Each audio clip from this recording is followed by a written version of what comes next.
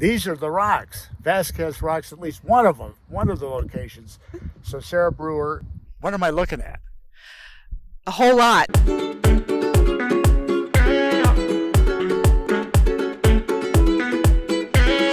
A lot of geologic history, a lot of human history, and a little bit of wind. So, a little bit of wind it was played into the picture.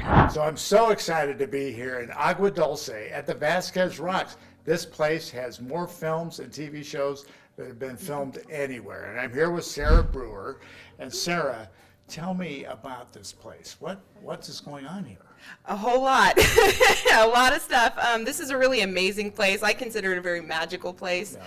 We have everything from 25 plus million years of geology all the way through a lot of interesting cultural history. It's called Vasquez, named after a bandit, right? Yeah, Tiburcio Vasquez was a 1800s bandit, very prolific, all over the state, up and down the state of California, east, west, north, south. We're going to get into the Hollywood stuff, but tell me a little bit about the Native American history here. So we actually have a really rich history of Indigenous history here at the park, and we know within the park, today the bounds, we've had human activity and human life here for about at least 4,500 years, so quite a long time. We're just such newcomers. We are very much newcomers, so it's really important to us to engage a really active relationship with our tribal community still. A lot of our tribal descendants today are members of the Tataviam communities, so we love working with them, referring to their guidance and expertise.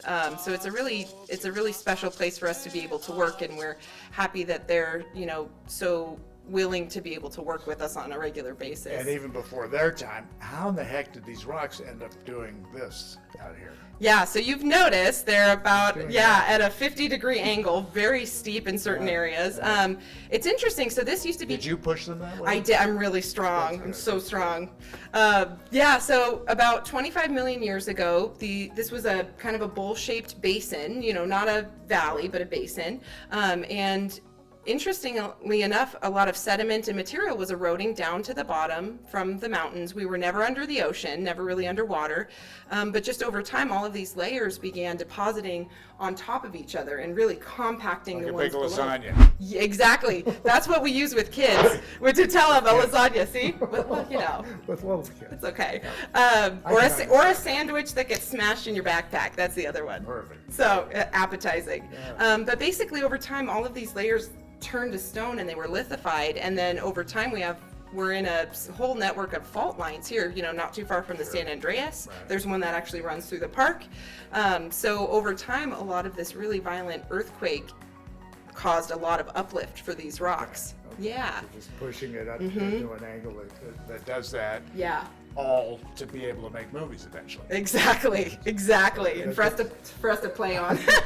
Star Trek and Flintstones. Anyway, and so in terms of that Hollywood history, name a few names. Drop a few names. Oh my gosh. It's cool because it means something different to everyone. It's played a huge role in the evolution of sci-fi movies. Even early on, we have, in around 1930-31, Werewolf of London, Dracula, Frankenstein, some of the biggest. Werewolf of London. Yep.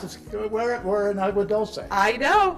We don't even have a post office, but we got Frankenstein and Werewolf of London. The thing that's interesting, and part of why this is such a prolific film location, is we're actually in the 30-mile zone, right inside it. And I think we were part of the consideration for where they put the epicenter to draw the line. Is if you look at it on a map, Vasquez Rocks is just on the inside. And explain the 30-mile zone. Yeah, so it's an area centered where basically you don't have to really accommodate things like extra mileage fees, per diem, lodging, things like that. So it's basically so studios can not have to pay a lot of extra fees for their crews. Pretend this is in their backyard. Yeah, exactly. Like driving to Santa Monica. If it weren't for the freeway traffic, it wouldn't be that far of a drive. So you were telling us the whole Flintstones village, Steven Spielberg did that here. There's a town I know where the hipsters go called Bedrock. Twitch. What are some of the other things you can think of shot here? Michael Jackson's Black or White, which is one of the most famous music videos of all time, was shot right in this area right behind us. One of my favorite spots is where the Star Trek episode was shot here, which is my vintage Star Trek. Facing the captain of the alien ship, weaponless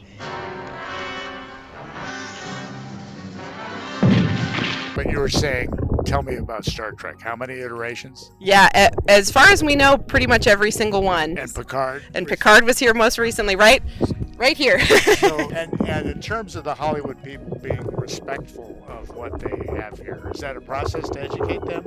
It is, and we really like working with crews. It's one of the really fun facets of the job, and most crews are really, really great, and we just kind of remind them this is a natural area first. That's our priority, and we work really carefully hand in hand with them to make sure that they can do their project successfully and that we can keep the park looking beautiful. Come down to Aqua Dulce. This is a beautiful nature center.